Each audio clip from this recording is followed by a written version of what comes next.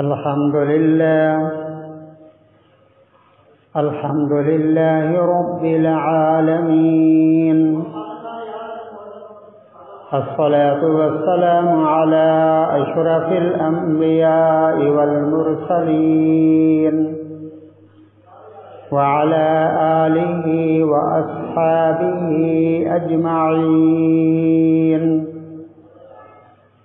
أما بعد، فأعوذ بالله من الشيطان الرجيم. بسم الله الرحمن الرحيم.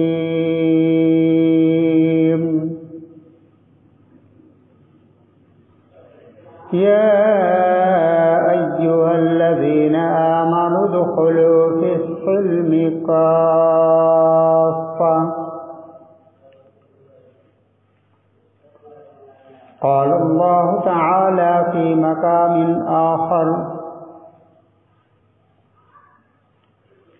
لقد من الله على المؤمنين إذ بعث فيهم رسولا. صدق الله وصدق رسوله النبي الكريم، ونحن على ذلك لمن الشاهدين والشاكرين، والحمد لله رب العالمين. رب اشرح لي صدري ويسر لي أمري واحلل عقدة من لساني يفقهوا قولي. رب زدني علما، رب زدني علما، رب زدني علما. سبحانك لا علم لنا إلا ما علمتنا، إنك أنت العليم الحكيم. سبحان ربك رب العزة عما يصفون، وسلام على المرسلين، والحمد لله رب العالمين. محمد مصطفیٰ آئے بہار اندر بہار آئی. محمد مصطفیٰ آئے بہار اندر بہار آئی. زمین کو چومنے جنت کی خوشبو بار بار آئی. محمد کی غلامی دین حق کی شرط اول ہے. محمد کی غلامی دین حق کی شرط اول ہے. اگر ہو اس میں کچھ خامی تو نہ سب کچھ نامکمل ہے. اللہم صلی علی محمد وعلی آل محمد کما صلیت علی ابراہیم وعلی آل ابراہیم انک حمید مجید. اللہم بارک علی محمد وعلی آل محمد كما باركت على إبراهيم وعلى آل إبراهيم إنك حميد مجيد. يا رب صل وسلم دائما أبدا على حبيبك خير الخلق كلهم. واجب الاحترام بزرگوں، دوستوں، بھائیوں،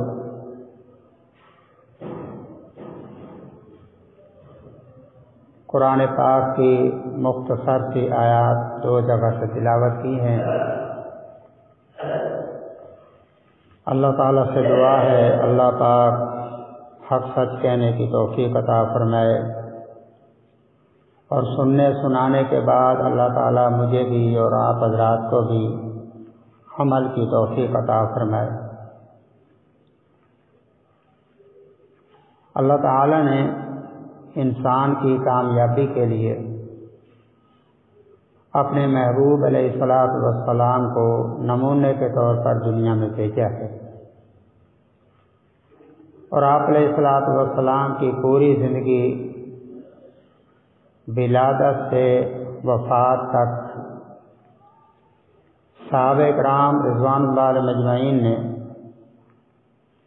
اس کو محفوظ کر کے میرے اور آپ تک پہنچایا ہے کہ اگر اللہ کے محبوب علیہ الصلوۃ والسلام کی زندگی کو اپنا لیا جائے تو دنیا اور آخرت کی کامیابی نصیب ہو سکتی ہے، اور اللہ کے محبوب صلی اللہ علیہ وسلم کی زندگی اپنانے میں جتنی ہم کوتاہی کریں گے اتنا ہی دنیا اور آخرت کے اندر ہمیں ناکامی ملے گی۔ دنیا اور آخرت کی فلاح، بہبود، کامیابی، کامرانی، اس کا دار و مدار اللہ پاک نے اپنے پیارے محبوب صلی اللہ علیہ وسلم کی زندگی کے اندر رکھا ہے، اور پھر اللہ نے اپنے محبوب کے جگہ کا انتخاب جو کیا ہے وہ ساری دنیا کی پوری زمین، روئے زمین پر درمیان کے اندر وہ جگہ ہے۔ تو اس کے اندر بھی اللہ تعالیٰ کی یہ حکمت ہے کہ جو عالمی نبی بن کر آ رہا ہے، جو ساری کائنات کے لیے نبی اور رسول بن کر آ رہا ہے، اس کی جگہ کا انتخاب درمیان کی جگہ کی جائے تاکہ چاروں طرف کے لوگ آپ صلی اللہ علیہ وسلم کی زندگی کو اپنانے میں آسانی محسوس کریں۔ آپ علیہ الصلوۃ والسلام مکہ کے اندر آپ کی ولادت بسعادت ہوئی ہے، اور اس دور کے اندر ہوئی جب ہر طرف اندھیرا ہی اندھیرا تھا، ظلمت ہی ظلمت تھی، جہالت ہی جہالت تھی، اور انسانیت نام کی کوئی چیز نہیں تھی۔ اس دور کے اندر اللہ پاک نے اپنے محبوب علیہ الصلوۃ والسلام کو اس دنیا کے اندر مبعوث فرمایا، جس دور میں کوئی بھی اس قبیلے پر، اس قوم پر، خاندان پر، مشرکین مکہ پر حکومت کرنے کے لیے تیار نہیں تھا، لیکن ان کی رہنمائی، ان کی رہبری کے لیے اللہ تعالی نے اپنے آخری محبوب صلی اللہ علیہ وسلم کو دنیا میں مبعوث فرمایا ہے۔ آپ علیہ الصلوۃ والسلام کی جب ولادت بسعادت ہوئی ہے تو آپ کے آنے سے پہلے آپ کے والد گرامی حضرت عبداللہ رضی اللہ عنہ اس دنیا سے کوچ فرما گئے تھے۔ آپ پیدا ہوئے تو یتیمی کی حالت میں، پھر ابھی 6 سال کے ہوئے تھے تو والدہ کا سایہ اللہ نے اٹھا لیا، پھر کچھ عمر اور گزری تو دادا دنیا سے چلے گئے، پھر چاچا دنیا سے چلے گئے، جو آپ کی کفالت اور آپ کی پرورش میں، جس کی پرورش میں آپ تھے۔ تو یہ نظام اللہ تعالیٰ نے اس لیے چلایا ہے کہ دنیا والوں کو اللہ تعالیٰ یہ بتانا چاہتے تھے کہ میں ایسا محبوب دنیا میں بھیج رہا ہوں کہ بظاہر تو ان پر کوئی سایہ نہیں ہے، ان کا کوئی وارث نظر نہیں آتا، لیکن وہ ایسا نبی اور رسول ہوگا کہ ساری کائنات کے لوگوں کا وارث بنے گا، ساری دنیا کے لوگوں کو سہارا دینے والا ہوگا۔ ان کو میں نے بے سہارا کیا ہے، لیکن ان کو ساری کائنات کے لیے میں نے سہارا بنا دیا ہے۔ آپ علیہ الصلوۃ والسلام کے لیے پھر دیکھو جس جس قبیلے کا، قوم کا، خاندان کا، والدین کا انتخاب کیا ہے، یہ بھی اللہ کا چناؤ ہے۔ حالانکہ قبیلے بہت تھے عرب کے اندر، لیکن آپ کا قبیلہ جو ہے وہ بنو ہاشم بنا ہے۔ ہاشم کا معنی ہے مہمان نواز۔ آپ علیہ الصلوۃ والسلام کو ایسے قبیلے کے اندر اللہ پاک نے پیدا کیا کہ آپ ساری کائنات کے مہمان نواز بن کے آ رہے تھے، اللہ تعالیٰ نے اس قبیلے کے اندر پیدا کیا جو پہلے سے ہی مہمان نواز تھا۔ پھر اللہ رب العالمین نے آپ کے چچا بہت سارے تھے، عباس بھی تھے اور بھی بہت سارے چچا ہیں، لیکن آپ کے والد کے لیے جن کا انتخاب کیا اس کا نام ہے عبداللہ۔ اللہ تعالیٰ بتانا چاہتے ہیں دنیا کو کہ میرا یہ نبی ایسے شخص کے گھر کے اندر پیدا نہیں ہو رہا جس کی نسبت کسی بندے کے ساتھ ہو، بلکہ اس عظیم ہستی کے گھر میں پیدا ہو رہا ہے جس کی نسبت اللہ کے ساتھ ہے، کہ یہ اللہ کے بندے کے گھر کے اندر پیدا ہو رہا ہے۔ عبداللہ کا معنی اللہ کا بندہ، اور پھر والدہ کا انتخاب کیا تو آمنہ، آمنہ کا معنی ہے امانت والی۔ تو آپ صلی اللہ علیہ وسلم ساری کائنات کے لیے امانت دار بن کر آ رہے تھے، اللہ نے والدہ کا انتخاب پہلے سے ہی امانت والی کر دیا تاکہ دنیا والوں کو پتہ چل جائے کہ میرا محبوب صلی اللہ علیہ وسلم ایسے گھرانے کے اندر اور ایسی ماں کی گود میں آ رہے ہیں جو پہلے ہی امانت دار ہے۔ پھر اسی طرح اللہ رب العالمین نے آپ علیہ الصلوۃ والسلام کے لیے جس شہر کا انتخاب فرمایا ہے وہ ہے مکہ معظمہ۔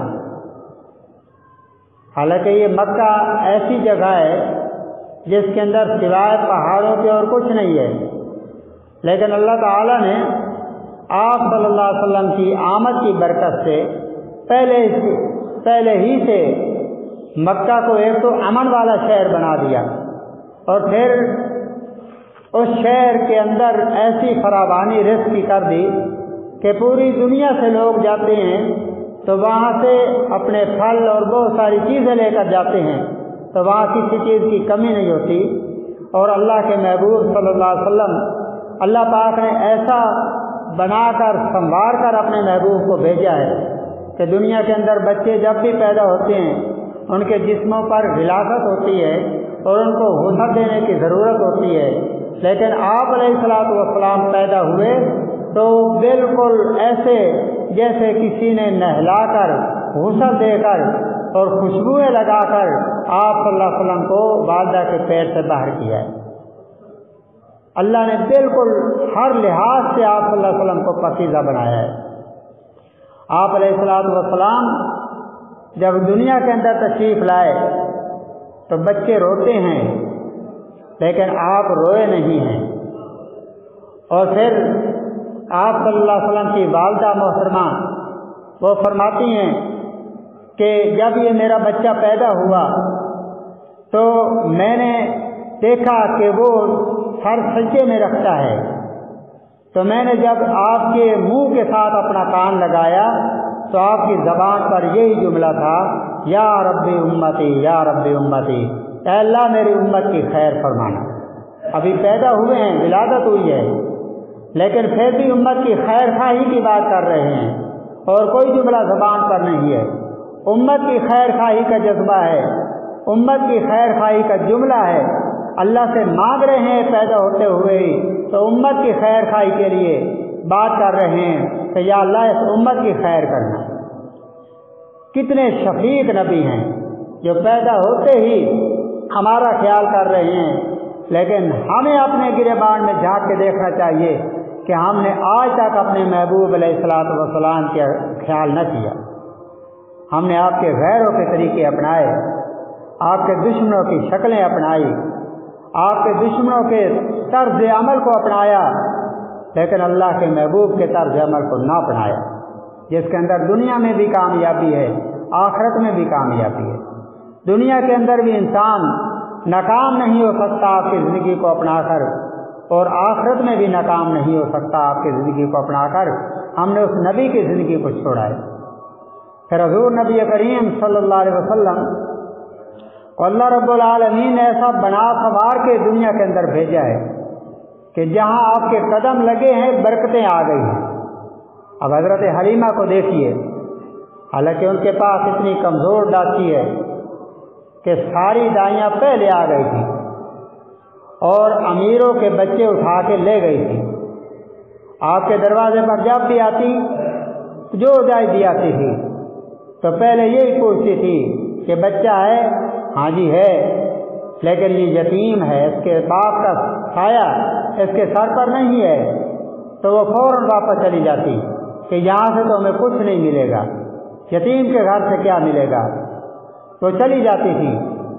لیکن آخر کے اندر آنے والی دائی حضرت حلیمہ رضی اللہ تعالی عنہا آخر میں پہنچی ہیں، سارے امیروں کے بچے اٹھا کر دائیاں لے گئی، لیکن یہی بچہ جب بچہ ہے تو پھر حضرت حلیمہ رضی اللہ تعالی عنہا انہوں نے یہ سوچا، اللہ نے ان کے دل کے اندر القاء کیا کہ یہ بچہ اس کو یتیم نہ سمجھو، بلکہ یہ یتیموں کا سہارا بننے والا ہے، اس کو تم بے سہارا سمجھ کے چھوڑ کے نہ چلا جانا، جب اس کو لے جاؤ گی تمہارے گھر کے اندر بھی برکتیں آئیں گی، اور ساری جو دائیاں تو اس سے پہلے چلی گئی ہیں وہ بھی اس کو دیکھ کر حیران ہوگی کہ یہ کیسا بچہ ہے۔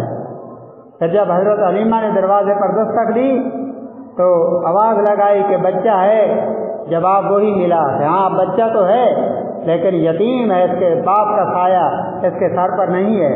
تو حضرت حلیمہ رضی اللہ تعالی عنہ وہ فرماتی ہیں کہ میں نے کہا کہ مجھے وہ بچہ دیکھنے دیا جائے، میں اس کی زیارت کرنا چاہتی ہوں، اس کو دیکھنا چاہتی ہوں۔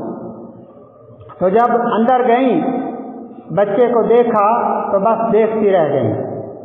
احادیث کے اندر آتا ہے حضرت حلیمہ ان کا نگاہ جو ہے آپ صلی اللہ علیہ وسلم کے چہرے پر ٹک گئی اور فرمانے لگی کہ میں نے بہت سارے بچوں کو اٹھا کر لے جاتی ہوں، میرا کام یہی ہے، لیکن آج تک میری آنکھ نے اس سے زیادہ خوبصورت بچہ نہیں دیکھا ہے۔ حضرت آمنہ آپ کی والدہ محترمہ وہ فرماتی ہیں کہ میں نے بھی آج تک اس جیسا حسین و جمیل نہیں دیکھا۔ پھر حضرت عبد المطلب آ جاتے ہیں آپ کے دادا، وہ دیکھتے ہیں، وہ فرماتے ہیں کہ میں نے بھی آج تک اتنا خوبصورت اور حسین بچہ نہیں دیکھا۔ پھر اسی طرح یہ گفتگو جاری تھی، اللہ نے جبرائیل علیہ السلام کو بھیج دیا کہ جبرائیل جا کے تم بھی اپنی رائے پیش کرو۔ جبرائیل علیہ السلام آئے، انہوں نے فرمایا کہ میں آدم علیہ السلام سے عیسیٰ علیہ السلام تک ہر نبی کے پاس آیا ہوں، نبیوں کا دیدار میں نے کیا ہے، لیکن اتنا حسین و جمیل بچہ میں نے بھی نہیں دیکھا، اتنا حسین و جمیل۔ اس لیے کسی پنجابی شاعر نے کیا خوب کہا ہے کہ حسینہ جمیلہ دے منہ توڑ دیتے محمد بنا، حسینہ جمیلہ دے منہ موڑ دیتے محمد بنا، رب قلم توڑ دیتا ہے، یعنی اس قلم میں اللہ تعالیٰ نے توڑ دیتا ہے جس قلم کے نال اللہ پاک حسن و جمال پیدا کرتے ہیں۔ آپ علیہ السلام کی آمد کے بعد اللہ نے وہ ڈھانچہ ہی توڑ دیا ہے جس سے حسن و جمال کو پیدا کیا کرتے تھے۔ پھر اسی طرح اللہ رب العالمین نے فرمایا کہ تم سارے اپنی جگہ پر ٹھیک کہتے ہو، لیکن میں پیدا کرنے والی ذات ہوں، میں نے آج تک اس جیسا بچہ پیدا ہی نہیں کیا، تم کیا دیکھتے؟ اس لیے اللہ نے فرمایا یہ میرے محبوب ہیں۔ کسی نبی کو اللہ نے اپنا محبوب نہیں کہا، لیکن آپ علیہ السلام کو اللہ نے اپنا محبوب فرمایا ہے کہ یہ میرے محبوب ہیں۔ میرے خزانے کے اندر جو سب سے زیادہ عظمت والی چیز تھی، جو مجھے سب سے زیادہ محبوب چیز تھی، اے آخری امت کے لوگوں، وہ چیز، وہ اپنا محبوب میں نے آپ کے اندر بھیج دیا ہے۔ اب کیا ہے؟ لقد من اللہ علی المؤمنین اذ بعث فیہم رسولا، کہ یہ ایسا رسول اور ایسا محبوب ہے جس کو تمہارے اندر بھیج کر میں نے تمہارے اوپر احسان کیا کہ سب سے زیادہ محبوب ہستی تھی میں نے تمہیں دے دی ہے۔ اس لیے اللہ تعالیٰ فرماتے ہیں جب اتنی محبوب ہستی تمہیں دی ہے، لقد کان لکم فی رسول اللہ اسوۃ حسنہ، اور اس محبوب کی زندگی کو میں نے تمہارے لیے نمونہ بنا دیا ہے کہ اس میرے محبوب کی زندگی اپناؤ گے تو تم میرے محبوب بن جاؤ گے۔ جس طرح ان کے ساتھ میں محبت کرتا ہوں، جب ان کی زندگی کو اپناؤ گے تو میں تمہارے ساتھ بھی اسی طرح محبت کروں گا جس طرح میں اپنے محبوب سے محبت کرتا ہوں۔ اور اللہ نے یہ اعلان بھی اپنے محبوب علیہ السلام کی زبان اقدس سے کروایا ہے، قل ان کنتم تحبون اللہ فاتبعونی یحببکم اللہ۔ اللہ تعالیٰ فرماتے ہیں کہ میرے محبوب آپ اعلان کر دیجئے کہ اگر تم اللہ سے محبت کرنے میں اس دعوے کے اندر سچی ہو تو میری اتباع کرو. جب میری اتباع کرو گے یحببکم اللہ، تم اللہ کے محبوب بندے بن جاؤ گے. جب اللہ کے محبوب بنے گے فیغفر لکم ذنوبکم، اللہ تمہارے گناہوں کو معاف کر دیں. اس لیے میرے بھائیو، اللہ کے محبوب کی زندگی ہی کامیابی کا راستہ ہے اور کوئی راستہ نہیں ہے. ہم اللہ کے محبوب کی زندگی کو چھوڑ کر اللہ کے محبوب کے دشمنوں کی زندگی کو اپناتے پھریں گے اور پھر یہ چاہیں گے، تمنا اور آرزو کریں گے کہ ہم کامیاب ہو جائیں، تو یہ ناممکن ہے. ایسا ہرگز نہیں ہو سکتا کہ اللہ کے محبوب کی زندگی کو چھوڑ کر ان کے دشمنوں کی زندگی کو اپنایا جائے اور پھر کامیابی کے خواب بھی دیکھے جائیں. کامیابی اسی وقت ملے گی جب اللہ کے محبوب کی زندگی کو اپنایا جائے گا. اور اللہ کے محبوب کی زندگی کو زندگی کے ہر شعبے میں اپنانا ہے. ہر شعبے میں. زندگی کا کوئی ایسا شعبہ نہیں ہے جس کے لیے اللہ کے محبوب کی زندگی نمونہ نہ ہو. اگر کوئی باپ بن رہا ہے تو اس کے لیے بھی اللہ کے محبوب کی زندگی موجود ہے کہ اللہ کے محبوب 4 بیٹیوں کے باپ تھے، 3 بیٹوں کے باپ تھے. انہوں نے اپنی اولاد کے ساتھ کیسا سلوک کیا، ان کی کیسی پرورش کی ہے. ان کی زندگی کو اپنا کر اسی طرح اپنی اولاد کی پرورش کی جائے تو پھر کامیابی ملے گی. اسی طرح اگر کوئی مرد خامد بن رہا ہے تو آپ علیہ الصلوۃ والسلام کی زندگی کو اپنایا جائے کہ آپ کی 11 بیویاں تھیں، 11 بیویوں کے آپ خامد تھے. ان کے ساتھ آپ کا سلوک کیسا تھا، ان کے ساتھ آپ کے معاملات کیسے تھے، ان کے ساتھ اٹھنے بیٹھنے کا انداز کیسا تھا، وہی اگر انداز اپنایا جائے تو کامیابی ہے، اللہ کے محبوب کی زندگی ہے. اسی طرح آپ علیہ اگر کوئی سسر بن رہا ہے اللہ کے محبوب کی زندگی کو اپنائے کہ آپ علیہ الصلوۃ والسلام حضرت عثمان کے سسر ہیں، حضرت علی کے سسر ہیں، حضرت ابو العاص کے سسر ہیں، یہ یعنی حضرت علی رضی اللہ عنہ کے سسر ہیں. 4 آپ کی بیٹیاں تھیں اور 3 آپ کے داماد تھے. اس لیے کہ آپ کی ایک بیٹی ابو العاص کے گھر میں تھی اور ایک بیٹی حضرت علی کے گھر میں تھی اور 2 بیٹیاں حضرت عثمان غنی کے گھر میں تھی. انہوں نے اپنے دامادوں کے ساتھ کیا سلوک کیا ہے، آپ کی زندگی کو اپنایا جائے، داماد کے ساتھ اسی طرح کا سلوک اپنایا جائے. اسی طرح اگر انسان کسی کا داماد بنتا ہے تو وہ بھی اللہ کے محبوب کی زندگی کو اپنائے کہ آپ علیہ الصلوۃ والسلام ابو بکر کے داماد تھے، آپ علیہ الصلوۃ والسلام حضرت عمر کے داماد تھے، آپ علیہ الصلوۃ والسلام حضرت ابو سفیان کے داماد تھے. آپ نے اپنے سسرال کے ساتھ کیسی زندگی اپنائی ہے، اس زندگی کو اپنایا جائے، اسی طرز پر اپنی زندگی کو ڈھالا جائے تو یہ کامیابی کا راستہ ہے. اسی کے اندر کامیابی ہے، اس کے اندر ناکامی نہیں ہے. یعنی زندگی کا کوئی بھی شعبہ ایسا نہیں ہے کہ جس کے اندر اللہ کے محبوب علیہ الصلوۃ والسلام کی زندگی میرے اور آپ کے لیے نمونہ نہ ہو.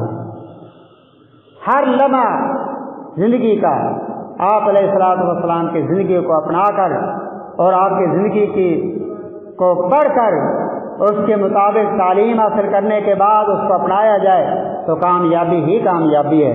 اور اگر آپ علیہ الصلوۃ والسلام کی زندگی کو چھوڑ کر انسان غیروں کی زندگی کو اپناتا پھرے گا تو یہ کامیابی نہیں، ناکامی ہی ہوگی، ناکامی ہی ہوگی. بڑے بڑے لوگ جو اللہ کے محبوب کی زندگی کو اپنا کر اپنے آپ کو پتہ نہیں کیا کچھ سمجھتے ہیں، لیکن ان کے دل سے پوچھا جائے تو وہ یہ بتائیں گے کہ ہمیں ناکامی ہی ملی ہے، کامیابی نہیں ملی. کامیابی اللہ کے محبوب کی زندگی میں ملی ہے. تو اس لیے بھائی یہ پیغام ہے اللہ کے محبوب علیہ الصلوۃ والسلام کی زندگی میرے اور آپ کے لیے. اور قرآن جا بجا اس بارے میں ہمیں ترغیب دے رہا ہے کہ اللہ کے محبوب کی زندگی کو اپناؤ. جو کچھ اللہ کے محبوب تمہیں دیں وہ لے لو، جس سے روک دیں اس سے رک جاؤ. یہ قرآن کا فیصلہ ہے.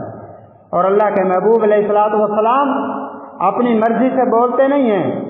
ما ینطق عن الہوی ان هو الا وحی یوحی.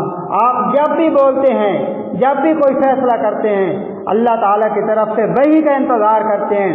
جب وحی آتی ہے، اللہ کا پیغام آتا ہے، اللہ کے محبوب صلی اللہ علیہ وسلم اس کے مطابق فیصلہ کرتے ہیں. آپ علیہ الصلوۃ والسلام کی زندگی کو اپنانے میں کامیابی ہے، اس کے علاوہ ناکامی ہی ناکامی ہے. انشاءاللہ اللہ کے محبوب کی زندگی کا پہلو بہت طویل ہے، گہرا ہے، اس پر ہی انشاءاللہ گفتگو جاری رہے گی جب تک اللہ تعالیٰ نے چاہا۔ تو آپ جلدی آنے کی فکر کیا کریں، کوشش کیا کریں۔ آپ کو ویسے بھی حدیث کے اندر آتا ہے، مجھے تو سمجھ نہیں آتی، اللہ کے محبوب کے فرمان پر اگر میں نے اور آپ نے عمل نہیں کرنا تو کوئی یہودی آ کے عمل کرے گا، کوئی عیسائی عمل کرے گا۔ اللہ کے محبوب کے جتنے فرمان ہیں وہ میرے اور آپ کے لیے ہیں، لیکن ہم عمل نہیں کرتے ہیں۔ اب ہم سنتے رہتے ہیں کہ سب سے پہلے جو جمعے کے دن مسجد میں آتا ہے تو ایک اونٹ قربان کرنے کے برابر اس کو ثواب ملتا ہے، لیکن ہم سمجھتے ہیں کہ یہ بس آئی گئی باتیں ہیں، شاید یہ کسی اور کے لیے، ہمارے لیے نہیں ہے، اس لیے تو ہم اس پر عمل نہیں کرتے۔ ہم اس وقت آتے ہیں جب تقریر ختم ہو رہی ہوتی ہے، جب اذان کا ٹائم ہوتا ہے اس وقت، اور پھر تذکرے کیا ہوتے ہیں کہ مولوی صاحب کی بات کی ہمیں سمجھ نہیں جائے، اس لیے مولوی کوئی تبدیل کیا جائے کہ اس کی بات کی سمجھ نہیں آتی۔ بھائی جو شروع سے آتے ہیں اور آخر تک بیٹھتے ہیں ان سے پوچھو سمجھ آئی یا نہیں آئی۔ آپ کی روٹین یہی رہے گی تو چاہے جتنا مرضی، بلکہ جبرائیل بھی آ جائے نا یہاں آ کے بیان کرے، آپ کو اس کی سمجھ بھی نہیں جائے گی، کیونکہ آپ نے اپنی زندگی کو بدلنا ہی نہیں ہے۔ اعتراض صرف علماء پر، خطباء پر، ائمہ مساجد پر، یہ تو ایک وتیرہ بن چکا ہے نا، عادت بن چکی ہے، اور یہ پتہ نہیں ہے کہ یہ عادت انسان کی آخرت کی بربادی کا سبب بن سکتی ہے۔ تو اللہ تعالیٰ مجھے بھی اور آپ کو بھی محفوظ رکھے اور حضور علیہ الصلوۃ والسلام کی زندگیوں کو اپنانے کی توفیق عطا فرمائے۔ تو انشاءاللہ اللہ کے محبوب کی زندگی پر ہی آئندہ جمعے بھی گفتگو ہوگی۔ اللہ تعالیٰ مجھے اور آپ کو عمل کی توفیق عطا فرمائے۔ سنتیں پڑھ لیں۔